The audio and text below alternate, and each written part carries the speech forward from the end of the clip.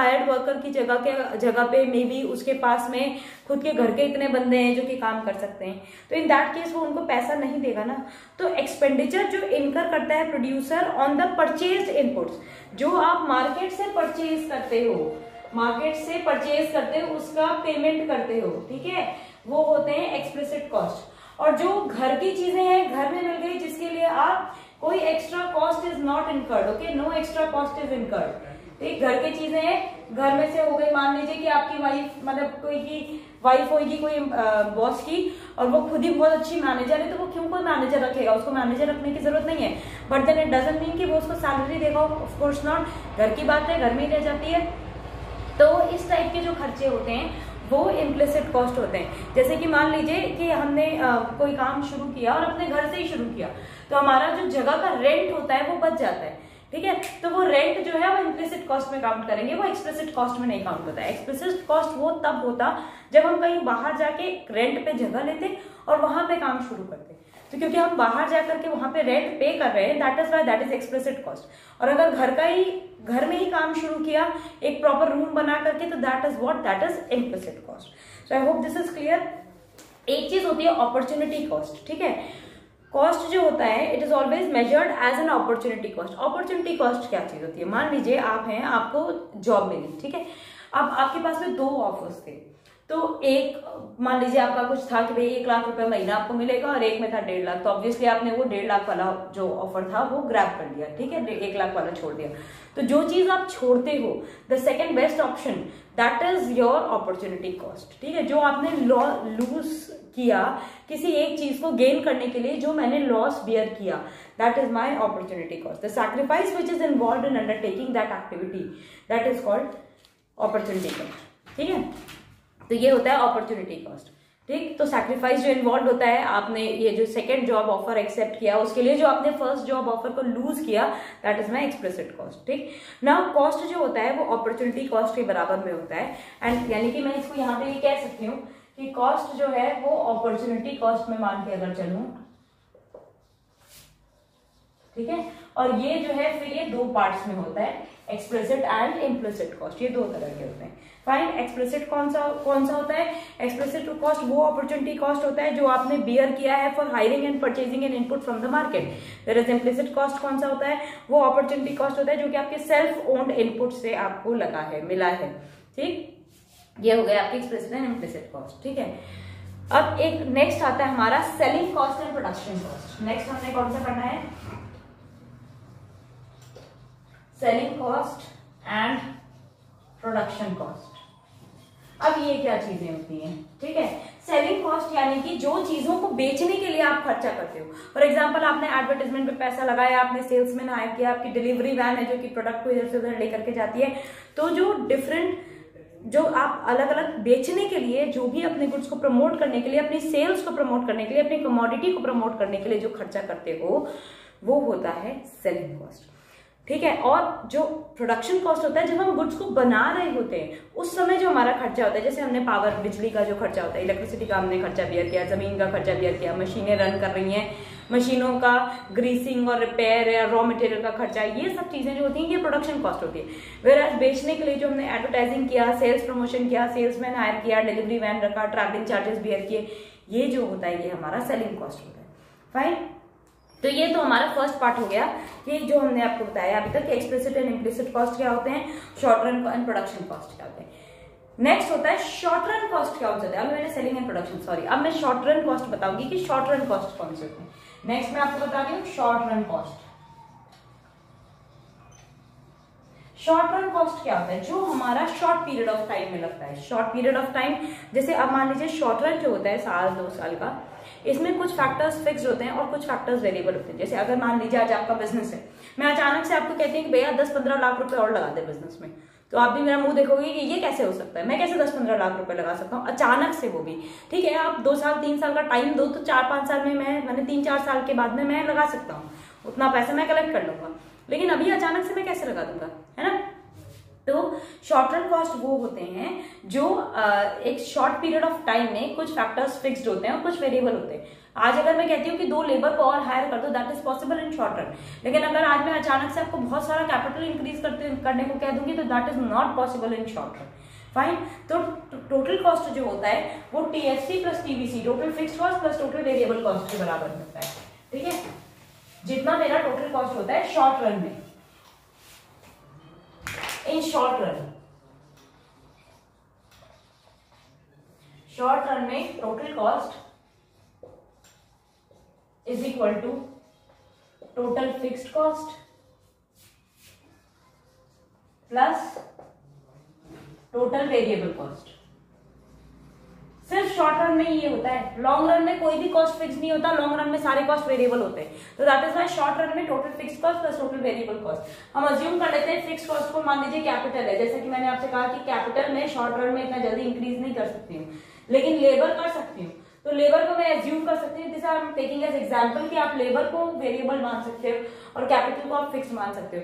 Short run में अगर आज ही मैं आपको कहती हूँ कि 5 लाख की मशीन है, नई मशीन लाके इंस्टॉल कर ले, कहेगा मैम का दिमाग खराब हो गया, अचानक से कैसे आएगा, नॉट पॉसिबल। तो आप उसमें टाइम लगता है, आप पहले उतना कैपिटल कलेक्ट करोगे और उसके बाद आप वो पैसा लगाओगे। ठीक है, तो I think this is clear. Fixed cost are the cost जो कि रिलेटेड होते हैं फिक्स्ड फैक्टर्स और प्रोडक्शन को लेकर के, जैसे जो भी मेरे फिक्स्ड एसेट्स होते हैं। ठीक है, ये उनके अंदर में जाते हैं कॉस्ट। एंड ये सप्लीमेंट्री, इनको हम सप्लीमेंट्री कॉस्ट भी कहते हैं। ये जो शॉर्ट रन के फिक्स्ड कॉस्ट होते हैं, they are also called supplementary cost या ओवरहेड कॉस्ट या इनडायरेक्ट कॉस्ट भी कहते हैं, क्योंकि ये इससे ना ये खर्चे जो होते हैं चेंज इन आउटपुट के साथ चेंज नहीं होते। जैसे अगर मान लीजिए आज तुमने 10,000 यूनिट्स का प्रोडक्शन किया, ठीक है, पहले तुम 5,000 कर रहे थे, तो मशीन तो वही है, उसके लिए आपको फिक्स्ड कॉस्ट खर्चा करने की जरूरत नहीं पड़ेगी, उसमें सिर्फ वेरिएबल कॉस्ट का खर्चा बढ़ता है। वेरिएबल कॉस्ट जैसे कि मान लीजिए 5,000 यूनिट्स का प्रोडक्शन कर रहे थे और अब आपकी प्रोडक्शन इंक्रीज हो गई, आपको 10,000 करनी पड़ेगी, तो आपको क्या करना पड़ेगा, लेबर बढ़ाना पड़ेगा, थोड़ा रॉ मटेरियल बढ़ाना पड़ेगा। तो लेबर और रॉ मटेरियल जो आप बढ़ा रहे हो वो है आपके वेरिएबल कॉस्ट। वेराज जो मशीन है, मशीन तो नहीं बढ़ा रहे हो ना, मशीन तो उतनी की उतनी है आपके पास में, जो 2, 4, 5 जितनी मशीनें थी वो उतनी की उतनी ही है तुम्हारे पास में, तो वो जो है वो फिक्स्ड कॉस्ट होता है।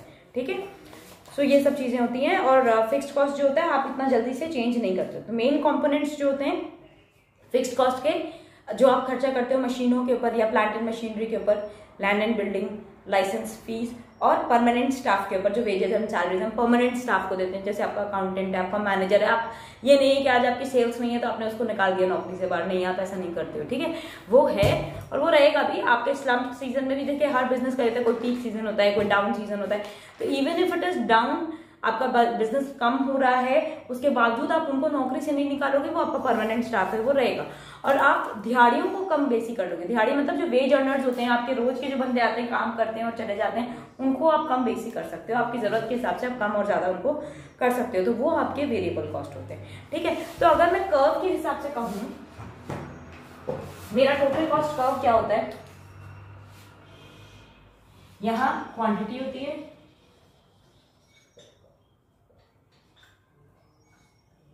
ये x, थोड़ा नीचे लिखती हूँ, ये y और यहाँ होता है total cost. Total cost curve with a line parallel to x axis. ठीक है, ये होता है मेरा टोटल कॉस्ट, मैंने total fixed cost, sorry total fixed cost, ये टोटल फिक्स्ड कॉस्ट लाइन है। ठीक, और टोटल वेरिएबल कॉस्ट कैसा होगा, यहाँ पे भी वही है, QTY मीन्स क्वांटिटी, x 0, ये y एक्सिस हो गया, यहाँ पे टोटल वेरिएबल कॉस्ट। ठीक है, जो ग्राफ है आप इसमें ये सब चीजें जरूर से लिखिएगा, नहीं तो धक्के से इसके नंबर जबरदस्ती में कट जाएंगे। Total variable cost can be 0 अगर आपका प्रोडक्शन नहीं हो रहा है, और उसके बाद वो ऐसे राइज करता है। ये होता है मेरा टोटल वेरिएबल कॉस्ट। ठीक, total fix cost is line parallel to X axis in short run, ये मैं राइज नहीं करती हूँ, तो ये जितना है उतना बहुत नहीं रहता है। मेरा टोटल वेरिएबल कॉस्ट जो होता है ये राइजिंग होता है, पहले 0 रहेगा अगर कोई मेरा आउटपुट नहीं प्रोड्यूस हो रहा है, फिर वो धीरे धीरे वो राइज करता है। ठीक है, तो ये मेरा टोटल वेरिएबल कॉस्ट का होता है। नेक्स्ट आपको बताती हूँ टोटल वेरिएबल कॉस्ट। जैसे मैंने आपको इसका बिहेवियर दिखाया कि आप इनिशियली देख सकते हो कि टोटल वेरिएबल कॉस्ट ही इंक्रीज कर रहा है, देखो यहाँ से यहाँ तक इंक्रीज कर रहा है। ठीक है, इंक्रीज कर रहा है लेकिन डिमिनिशिंग रेट पे कर रहा है। डिमिनिशिंग रेट मतलब ये डाउनवर्ड स्लोपिंग, ऊपर तो जा रहा है लेकिन नीचे की तरफ झुकता हुआ जा रहा है, तो इंक्रीज कर रहा है, डिमिनिशिंग रेट पे कर रहा है। इसका मतलब ये है कि आपके जो एडिशनल कॉस्ट पड़ रहे हैं, as you go on increasing your output, आपका पर यूनिट कॉस्ट जो है वो कम पड़ रहा है। इसका मतलब ये होता है, ठीक है, जैसे जैसे आप अपना आउटपुट इंक्रीज करते हो पर यूनिट कॉस्ट डिक्रीज करता है। इसीलिए जब हम बल्क में कोई चीज परचेज करते हैं तो हमें सस्ती पड़ती है, क्योंकि पर यूनिट कॉस्ट जो होता है वो कम पड़ जाता है। इसीलिए जो कंट्री ज्यादा प्रोडक्शन करती है उसके बाद वो डंपिंग करती है, मतलब अलग अलग जगहों पे जाकर के उसको मालों को बेच देती है, क्योंकि लॉन्ग जो बहुत ज्यादा आप प्रोड्यूस करते हो तो आपको benefits of large scale production मिलते हैं। In that case per unit cost जो होता है वो कम पड़ जाता है, ठीक।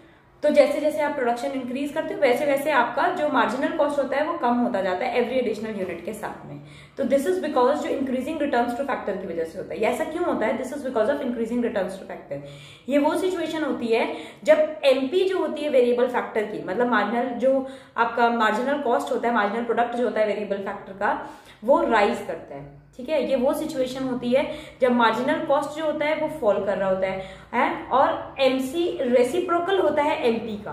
तो ऑब्वियसली एमपी राइज करेगा तो एमसी फॉल करेगी। जैसे जैसे प्रोडक्ट आपके राइज करेंगे आपका जो कॉस्ट है वो फॉल करेगा। तो टीवीसी इंक्रीज करेगी लेकिन डिमिनिशिंग रेट पे इंक्रीज करेगी, यानी कि पर यूनिट कॉस्ट जो है वो कम पड़ेगा। एंड इवेंचुअली टीवीसी पहले इंक्रीज कर रही है, अल्टीमेटली पहले आपने देखा, लेकिन अल्टीमेटली देखिए ग्राफ ऊपर जा रहा है स्ट्रेट पे। इसका मतलब ये इंक्रीज करिए इंक्रीजिंग रेट पे, क्योंकि जब तक आपके फिक्स फैक्टर फुली यूटिलाइज नहीं हुए, this is also because of law of diminishing return set की वजह से होता है, यानी कि एमपी वेरिएबल फैक्टर है वो फॉल कर रहा है, ठीक है। एमपी अल्टीमेटली फॉल करने लगेगा, जब वो फॉल करेगा तो एमसी राइज करेगा, क्योंकि अभी मैंने आपको बताया कि एमसी और एमपी का इनवर्स रिलेशनशिप होता है। तो एमसी अब राइज करने लगेगा तो टीवीसी क्या होगा? टीवीसी इंक्रीज करने लगेगा इंक्रीजिंग रेट पे। Ultimately TVC will start increasing at an increasing rate. तो more and more additional cost जो होता है वो इनकर करना पड़ेगा every additional unit of output के साथ में। वैसे भी एक रिलेशनशिप होता है फिक्स्ड एंड वेरिएबल खर्चों के बीच में, अगर वहां से वो रेशियो गड़बड़ हो जाएगा तो जब तक आप उसमें फिक्स फैक्टर और नहीं इंक्रीज करोगे वो बेनिफिट्स आप नहीं डिराइव कर पाओगे, ठीक है। अब fixed cost, variable cost and total cost, तीनों का एक कर्व एक साथ में आपको बना करके दिखाती हूँ कि तीनों एक साथ कैसे बनते होते हैं, ठीक। आपने इंडिविजुअल ग्राफ्स इनके देख लिए, अब मैं आपको एक साथ बना के दिखाती हूँ।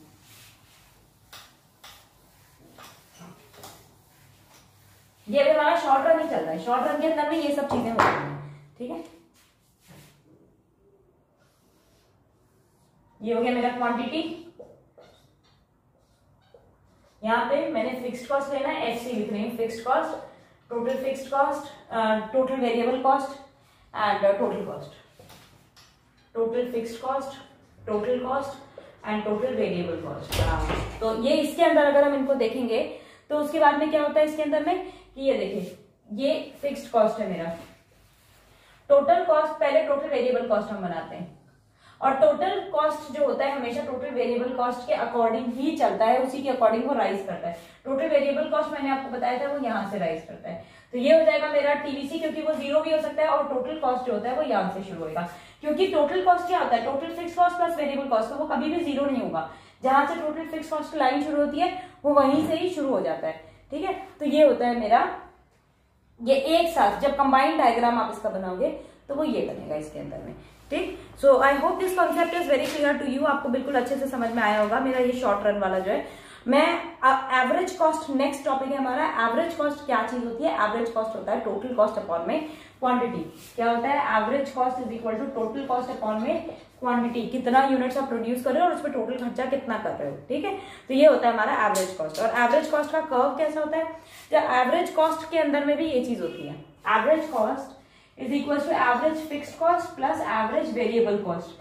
Average fixed cost plus average variable cost, यानी कि एवरेज कॉस्ट जैसा मैंने कहा टोटल कॉस्ट अपॉन में क्वांटिटी होता है, टोटल कॉस्ट अपॉन में क्वांटिटी। एवरेज फिक्स्ड कॉस्ट होता है फिक्स्ड कॉस्ट अपॉन में quantity and average variable cost होता है वेरिएबल कॉस्ट जितना हो रहा है मेरा divided by quantity. Total fixed cost upon में quantity, total variable cost upon में क्वांटिटी। तो इन तीनों को मिला करके मेरा एवरेज कॉस्ट बनता है। एवरेज कॉस्ट होता है टोटल कॉस्ट अपॉन में क्वांटिटी या average fixed cost plus average variable cost. अब इनके भी अलग अलग कर्व्स होते हैं, वो भी मैं आपको बताती हूँ कैसे हम इनको निकालते होते हैं। और एवरेज कॉस्ट की आप डेफिनेशन क्या लिखोगे अगर आपके पास आएगी तो, कि जो cost per unit of output produced होता है। सिंपल है, पर यूनिट ऑफ आउटपुट के हिसाब से। Total cost divided by quantity का मतलब क्या हुआ, पर यूनिट ऑफ आउटपुट हम कितना कॉस्ट इनकर कर रहे हैं, तो इनको हम क्या बोलते हैं, this is also called unit cost of production. Average fixed cost, I mean average cost जो होता है इज ऑल्सो कॉल्ड, इसको हम एक और नाम से क्या जानते हैं, यूनिट कॉस्ट ऑफ प्रोडक्शन, यानी कि per unit cost of production कितना पड़ रहा है, ठीक है, ये होता है। ठीक, उसके हिसाब से एवरेज कॉस्ट का जो फॉर्मूला था वो मैंने आपको बताया। अब मैं आपको इनका ग्राफ और बताती हूँ। एवरेज फिक्स्ड कॉस्ट, पहले एवरेज फिक्स्ड कॉस्ट, फिर average variable cost. Average fixed cost का जो ग्राफ होता है, एएफसी यहाँ लिख रही हूँ, आपको पता है यहाँ पे क्वांटिटी और एक्स और वाई ये सब आप जानते हो, स्ट्रेट लाइन बना देती हूँ, ठीक है। यहाँ पे आ गया मेरा क्वांटिटी। तो एवरेज फिक्स्ड कॉस्ट जो होता है ये रेक्टेंगुलर हाइपरबोला होता है। This is a rectangular hyperbola. ये जो शेप है कर्व का, इसको हम रेक्टेंगुलर हाइपरबोला बोलते हैं, ठीक है। और ये है मेरा एएफसी का कर्व, ऐसा सा होता है। ये देखना यहाँ टच नहीं करता और नहीं यहाँ टच करता है, बस ये कर्व का जो शेप होता है ये ऐसा सा शेप होता है, इसको हम रेक्टेंगुलर हाइपरबोला बोलते हैं, ठीक है। ये रेक्टेंगुलर हाइपरबोला होता है, इसका मतलब ये क्या चीज शो कर रहा है, ये दो चीजें शो करता है कि पहली बात एवरेज फिक्स कॉस्ट डिक्रीज कर रहा है जैसे जैसे आउटपुट इंक्रीज कर रहा है। You can see it is decreasing graph.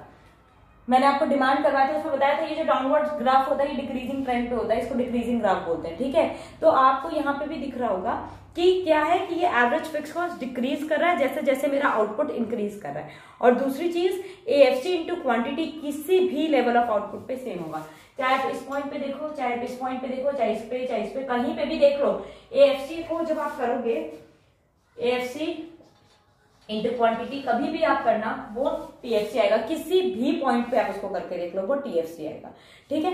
जैसे आप कोई भी पॉइंट पे करके देख लेना इस ग्राफ के ऊपर, जब आप बनाओगे तो इट शुड बी सेम। तो ये दो चीजें हमारा एएफसी डिपिक्ट करता है। और मैंने आपको क्या बोला, ये रेक्टेंगुलर हाइपरबोला होता है। तो अगर आप रेक्टेंगुलर हाइपरबोला का मतलब ही ये होता है कि किसी भी पॉइंट पे आप लोगे और वहां पे क्वांटिटी और एएफसी को मल्टीप्लाई करोगे तो वो टीएफसी के बराबर आएगा, ठीक है। ये हो गया मेरा रेक्टेंगुलर हाइपरबोला का concept. Now in the next video I will explain you average variable cost और उससे रिलेटेड कॉन्सेप्ट। कॉस्ट चैप्टर आपको पता है कि काफी बड़ा चैप्टर है। I will try to finish it in the next video itself. कोशिश करूंगी, I can't promise you that. मैं नेक्स्ट वीडियो में आपको कोशिश करूंगी कि ये वाला पार्ट जो है हमारा खत्म ही हो जाए। तो मैंने आपको एएफसी तक करवाई दिया, उसके आगे एवरेज वेरिएबल कॉस्ट और ये सब चीजें आपको नेक्स्ट वीडियो में जरूर बता दूंगी। And if you have like my video, अगर आपको ये पसंद आया जो मैंने आपको एक्सप्लेन किया, जो मैंने आपके कॉन्सेप्ट्स बिल्डअप किए, अगर आपको ये क्लियर है, then please do like, share and subscribe my channel. Subscribe जरूर करिएगा। आप आते हो, विजिट करते हो, देखते हो और चले जाते हो, लेकिन प्लीज सब्सक्राइब करो। सब्सक्राइब करके बेल आइकन दबाओ। जैसे ही मेरे नेक्स्ट वीडियोस आएंगे आपको पता चल जाएगा एंड आप देख सकते हो, आप उनसे बेनिफिट्स उठा सकते हो फ्री ऑफ कॉस्ट, घर बैठे समझ सकते हो। So if you like it then to comment, if you don't like it then to comment in the comment section of my box. और अगर आप चाहते हो कि मैं कोई चैप्टर इसके पहले एक्सप्लेन करूं तो आप मुझे पहले से बता दो। ये चैप्टर जैसे ही खत्म करूंगी मैं नेक्स्ट वही चैप्टर उठाऊंगी जो आप जिसका एक्सप्लेनेशन चाहते हो, whether it is in statistics और it is in this part of the economics, right. So goodbye for today and please please please subscribe my channel. Good bye.